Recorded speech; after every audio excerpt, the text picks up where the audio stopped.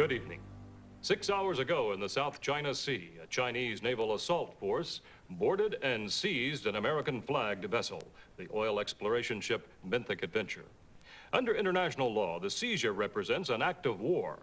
A short while ago, the Joint Chiefs of Staff ordered the complete mobilization of U.S. air, land, and sea forces to reinforce the President's determination that the illegal Chinese occupation of the Spratly Islands will not stand. Greg Hayes at the Pentagon with the latest. The fact that the Spratlys are a chain of islands in the South China Sea means the burden of any fighting would fall on the Navy's surface, air, and submarine forces. A 22-ship battle group led by the aircraft carrier USS Independence has been ordered to the area from Guam where the Independence was on maneuvers. More ships have been ordered to sea from Ballast Point Naval Base in San Diego, including the newly commissioned Los Angeles-class nuclear submarine, the USS Cheyenne. Jim? At the White House, the President and his advisors have been in a huddle since dawn planning their response. White House correspondent Sonia Marshall, what came out of that? Jim, the President has yet to appear in person. His press aide had this strong statement. China's illegal actions violate the Manila Accords of 1992 as well as the international law of the sea. The President opposes China's claim to the Spratly Islands and demands China immediately release the Benthic Adventure and withdraw. Jim, a top aide I spoke with just before this broadcast told me the President is 100% determined this occupation must end. He is prepared for war. If and when that war begins, America's fighting men and women will once again be put in harm's way. We've just made contact with the U.S. battle group heading for the South China Sea. TCN's Sally Jarvis is on board the USS Independence. Jim, I have to tell you that the Independence went into action against a Han-class submarine of the Chinese Navy that approached the battle group. A number of anti-submarine warfare helicopters lifted off, and as you can see, jet fighters are currently scrambling from the flight deck to reinforce the battle group's air perimeter. There is a real sense of purpose on board this ship, a sense that this is the job these men and women have been trained for. That's the South China Sea. Jim? Sally Jarvis on the Independence. Good afternoon and welcome to Let's Play Tom Clancy SSN. Holy crap. This game's old as hell. Jeez. Alright, so this is a lot different than Dangerous Waters, as you can see. So I guess I'll give you a quick run around of the screen here. Starting at the top left, we got actual speed over ordered speed.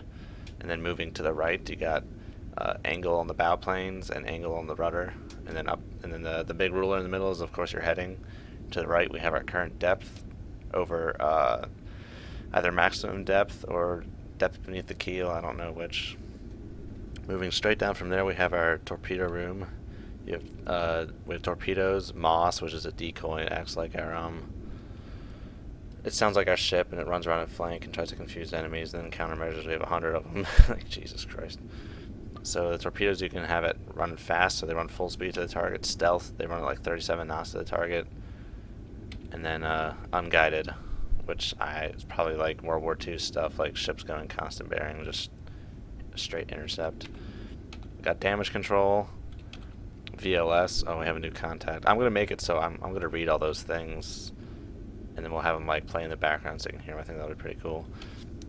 Comms, waypoints. So this is how these missions work. One mission is this whole big thing, like you have all these different waypoints you have to go to, and as you can see on this map, that little red dot in the middle, that's the waypoint we have to get to, and then the square that's yellow or green next to it is us. So we have to get to that waypoint, and then we can move on to the next area. If you die, say at the Charlie waypoint part of the mission, you have to redo the whole frickin' thing, so that kind of sucks, but I don't know, it should be fun. And then moving further left, we have our little sonar screen here. You can see two contacts out there. The red triangle is obviously a submarine, and then the circle is a biologic. I don't know why they modeled that. They did for whatever reason. Yeah, we got a submarine out there. 14 knots, shallower, moving away from us. The purple, I'm pretty sure it's purple. That line, that's his course. And then white is where the white line behind him is where he's been.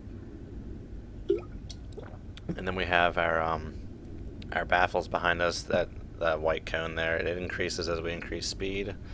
Moving further left, we have the angled lines there that are green. That's the it shows where the thermocline is. You'll be able to see it visually when we move around. It's like these bubble things. I'm actually going to make us go up. As you can see in the top left, it says 30 degrees. That's our rise on the bow planes. And then moving down, we have our ballast. Ready, fully gray means that we're ready to emergency blow at any time. And then right to the right of that, there's a plus and a minus. Plus means positive buoyancy, minus means negative buoyancy. Since submarine's turning, I'm going to slow 3 knots. So right now we're at neutral buoyancy. You can increase your buoyancy, decrease your buoyancy. It's pretty cool. And then at the bottom left of our tactical display, we have our sonar range, which is 40,000 yards right now, 20 nautical miles. That's still within range of our torpedoes technically. And then over at the bottom right of that tactical display, it has little wavies.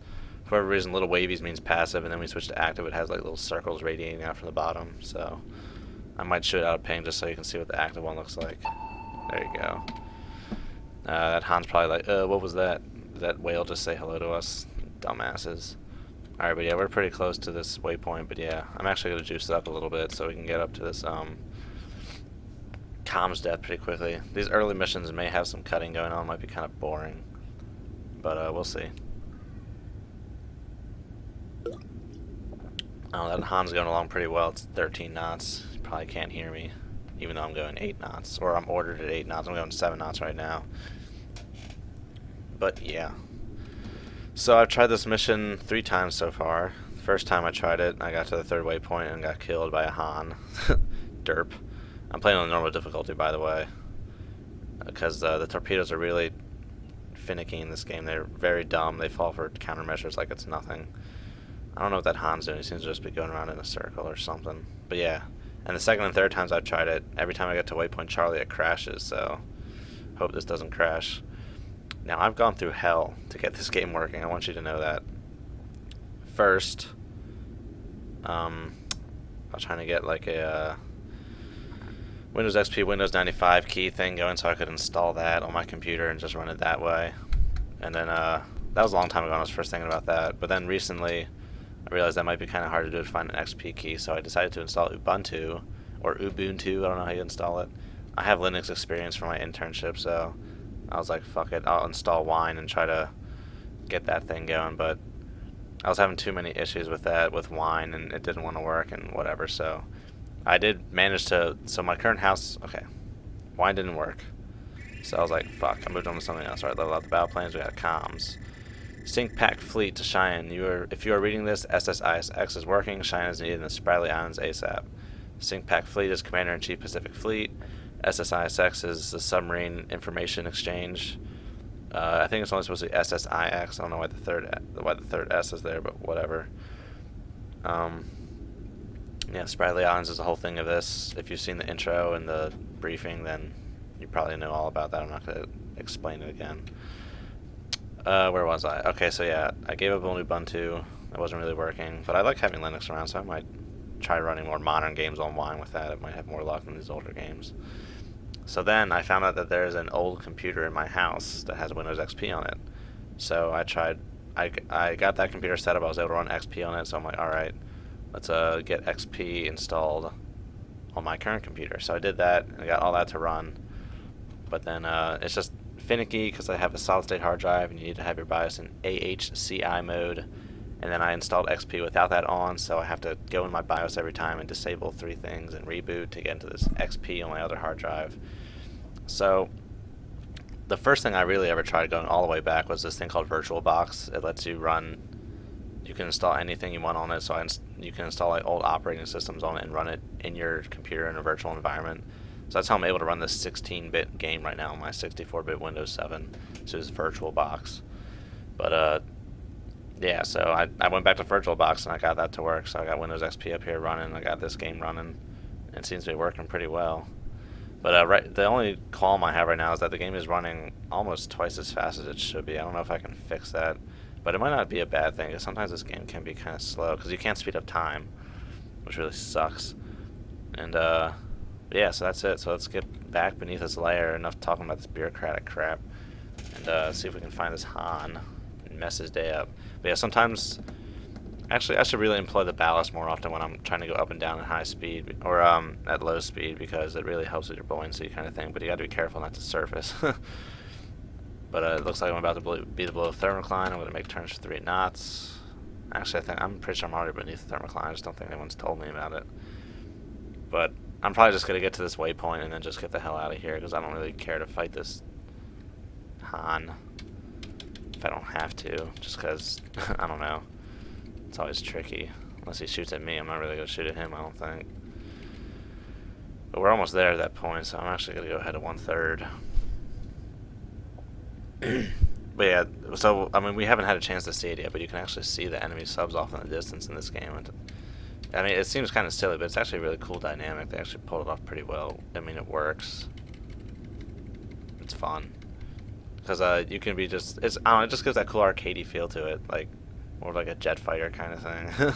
I just remember one of the, this one fight I had when however young I was playing this game, I just remember I was fighting an alpha, and like, it was down there near its crush depth, and I was about as deep as I could go. I just remember the alpha was passing underneath me as I was driving over top of it, and I thought that was just so cool. So yeah, it's just really cool to have it from like this kind of perspective, something about it. But yeah, there's that Han, he's over there somewhere, I can't see him. I mean, he's really far off. He's 10 nautical miles off there. So I'm probably not going to mess with him. He's just been heading... Oh, he's stopped. What? What do you mean he's stopped? He's not moving. Did he crash into the whale? No, I wouldn't be picking him up if he was dead. That is weird. Alright, well, we're almost at this waypoint. I've been reading a lot of Hunt for Red October recently. Especially doing all these, like, installs I've been waiting to complete and stuff. Oh, I love this book. Such a great book. Okay, we're here. Moving on to Bravo. Oh, don't crash. Yay, it didn't crash. It hasn't crashed at Bravo yet. 400 miles east of Pearl Harbor. It crashes at Charlie all the time, so I hope that doesn't happen. But yeah, right away we got a contact off in the distance. 6 knots, 20,000 yards. Heading more or less away from us. We're not really closing the gap with him anytime soon. But yeah, we're a lot further from the waypoint in this little level. Oh yeah, if you look at the map again, I haven't really explained this. So that big green square, that's our little like tactical area. If you go to the right, you have more of a strategic area with San Diego and Hawaii. You can see our little green square only, that's where we're actually operating. But there's no way in how these range scales are actually like that accurate.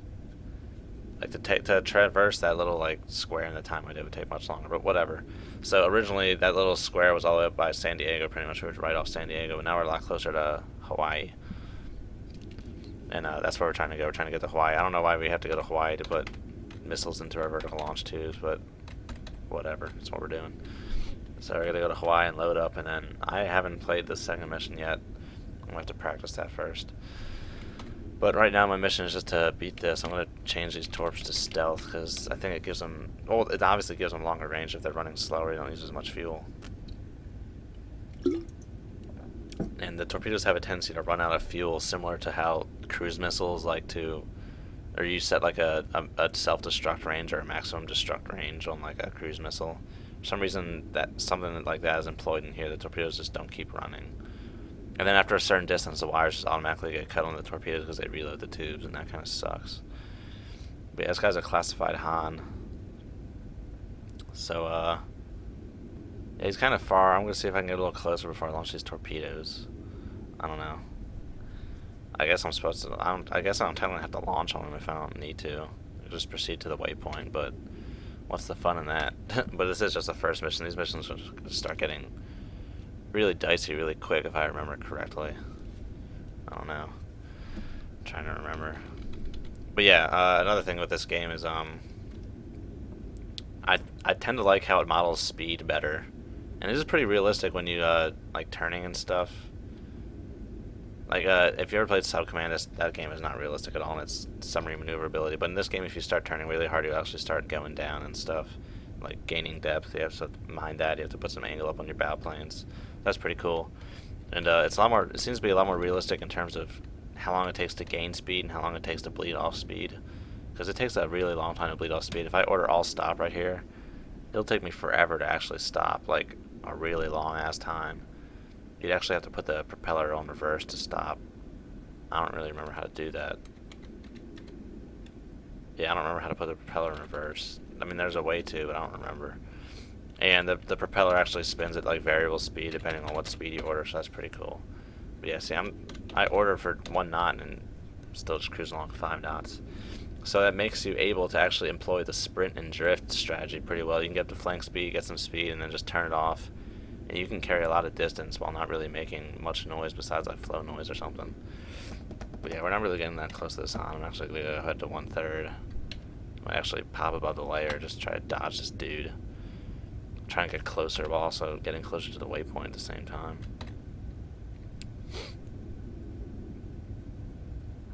But yeah, it can get kind of boring. At least in these early missions still. Because, I mean, everything's done for you. All you do is just sit here and, like, fly the damn thing. There's no solutions to work on or no sonar shit to work out, so... I'm going to get above this layer and I'm actually going to juice it up. And they layered thermocline dynamics in this game pretty well. Oh, did I say they layered it pretty well? They implemented it pretty well. Like, once I get above the layer, this guy will pretty much disappear. But if you are more or less... like really close to each other and one of you is above and below the layer, you can actually see them through the layer, which is pretty realistic. Like, refraction doesn't do that much if it's pretty much perpendicular to the boundary. So like if sound's going straight down, it's not going to refract at all. That's just the way it works. I don't know. I don't really remember the exact theory behind it besides that's just the way it works. It's something to do with something like with angle of the incident wave times the speed of sound in the one medium equals angle and the other side times the speed of sound in the other one, and some formula like that. I forget what it's called. I just knew that at one point. Lenz's law? I don't know, something like that. All this optical physics stuff I learned several years ago in physics. Oh yeah, what am I doing? Juice it up, dude. And if you do like all ahead flank, it makes this funny noise. It's like, oh shit. So did we just turn on like a jet engine or something? Like, what the hell is that? But yeah, let's see how quickly it takes for me to get up to top speed here. I think my top speed is modeled as 35 knots. Alright, so what kind of submarines do we have in this game? We have, for Americans, or I guess I should say allies. Okay, for Americans we have the LA, which we're playing as right now, and they model older LAs too. Ohio. I think one of our missions involves protecting an Ohio, if I remember correctly. Seawolf and Trafalgar. And then the Chinese have their Han, their Shia, a Kilo, not like Akula, but like a Kilo submarine, Akula 2, and Alpha class submarines, which is fun. Those things are fast and they go deep. And then there's some various surface ships which we'll be fighting eventually. They throw depth charges for whatever reason. And then are there other submarines? I think that's it for submarines. Oh no, and then the Chinese also have Typhoons too. So like in this game, and like with the book too, so like with this big war, Russia started to sell like all their crap to China for some reason, like Alphas and Akulas and Typhoons. Like, I don't think Russia would ever really do that. I mean, at one point they were both communists, but that doesn't mean they're allies. They hated each other. They had multiple skirmishes on their borders and shit. And they all had kinds of defenses like on their border to like keep the other one out and stuff like that. So yeah, but if at this speed, if you turn the rudder, you'll turn pretty quickly, and then you gotta mind your depth. You gotta put some angle up on the bow planes. So yeah, that's pretty cool. And then you'll bleed speed off really quickly if you start to turn. But yeah, pulling a little knuckle right there, reversing course. I don't know if that actually does anything in this game. I doubt it. It's some like pretty advanced hydrodynamic stuff. That's something I read in like a book once, like doing a knuckle. You're going one way and then you turn back the other way and it creates like a little like vortex in the water. It supposedly creates like a little like weird field for a torpedo to go to, or like probably creates something with like changing density, so it looks like there's something there that torpedo might lock onto it. I don't know. But yeah, if we work our speed back up, so yeah, if I order all stop right now, I'm gonna like drift for a really long time. Yeah, see, I'm not losing like any speed right now, or a little bit, but like really not that much. I'll drift pretty good, and at this speed, I could probably dip beneath the low layer, and he probably wouldn't hear me, despite the fact of all this flow noise. I'm not making any noise in my plant right now. Oh yeah, but then the propellers stop moving. Even if you go all stop, I propellers don't stop moving on submarines because for some reason, as the propeller rotates, that's what creates a seal between the outside and the inside. So you actually really don't stop the propeller from moving that much, if I remember correctly. I don't really want to feel. I don't feel like I want to talk out my ass, but I remember seeing that somewhere. Something about the propellers always moving. At least to keep steerage, maybe, but something about a seal or something. I don't know. It only creates a seal if it's moving. All right, I'm gonna level out because we're now below the layer, drifting around. Adrift. I don't know if we'll be able to pick up. I shouldn't be able to pick up this submarine. It'd be too much flow noise right now. But yeah, if you're in this kind of situation, you want to go 1 knot, but you're not slowing down quick enough, just cock your rudder over a lot. Oh my god, he's right there. Yeah, see, look, you can see him. I always like that. It's pretty cool. Okay, we're at the waypoint. I don't know if we can actually proceed. I'm going to try actually launch on this guy, so let's do it. Give me some speed at first.